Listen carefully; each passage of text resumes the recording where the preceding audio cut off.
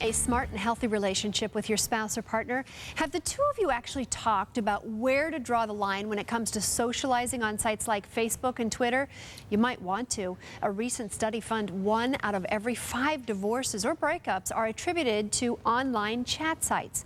And joining us is relationship expert Mike Lindstrom. He is also the author of Dan and Mike's Guide to Men, 10 Secrets Every Woman Should Know from Two Guys Who Do. Mike, nice to have you with us. Thank you so much. Thanks for having me. The book has been a huge success. Yes, we're having fun with this. And of course, we're like pouring through every single word, trying to find out what's in men's brains. Yes.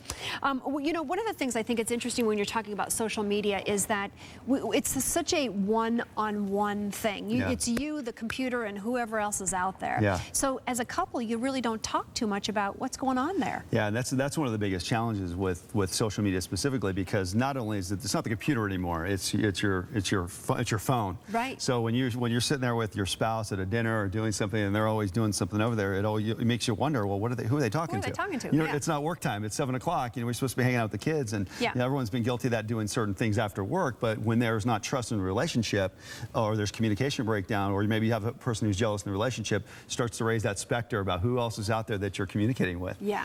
So you really do need to set some boundaries. Absolutely. And those are not only time commitments, but really who you're talking to out there. Yeah, you know, I've heard everything from spouses will not let their significant other be on social media at all, Facebook, and because some of the statistics you alluded to, I argue that's just more symptomatic. You know, it's really about the communication itself, and it's really about setting boundaries within those relationships. You know, most people I know are on Facebook, but if there's some breakdown in the relationship, you hear one person's getting jealous and they're asking, well, who are you on there with? And maybe it's an ex-girlfriend. And you have all these things that you have to have communication around to help set the boundaries, because you want to honor and respect your partner's wishes. Yeah, so you sit down together and you go, listen, are you comfortable with this or aren't you? Absolutely. And if you're not, then there's, as you said, a bigger reason. Yeah. And if you are, then where is the boundary there, and how much time commitment do I need to really have on this? You know, I think the number one thing, though, is having the communication. That's where usually things break down. It's not having the communication at all. Let's face it, everyone's got some kind of an ex in their life, whether it be an ex-spouse or an ex-boyfriend or girlfriend, where they're coming back into their life. Maybe that person got divorced, so they want to kind of rekindle a relationship.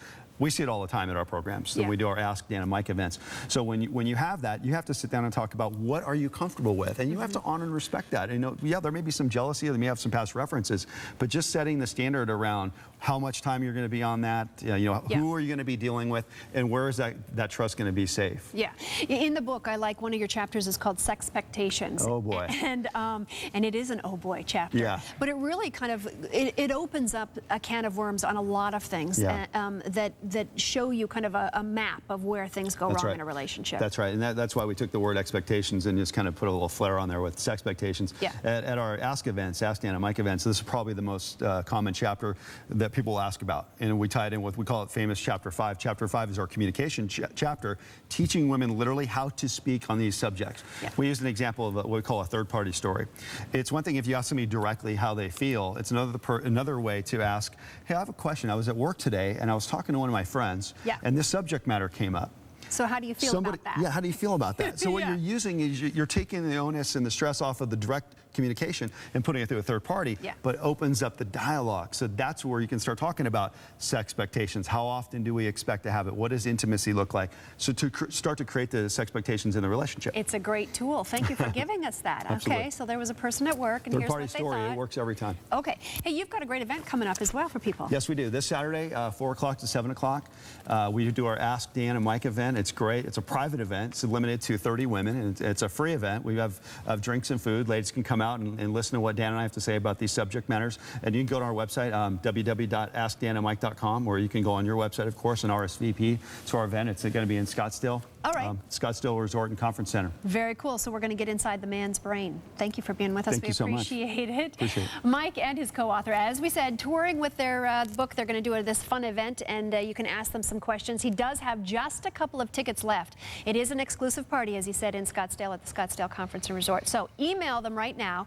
We've linked their website to our Smart Family website. So just go to abc15.com and find us under the Living section at the top of the page, and you too can ask those questions.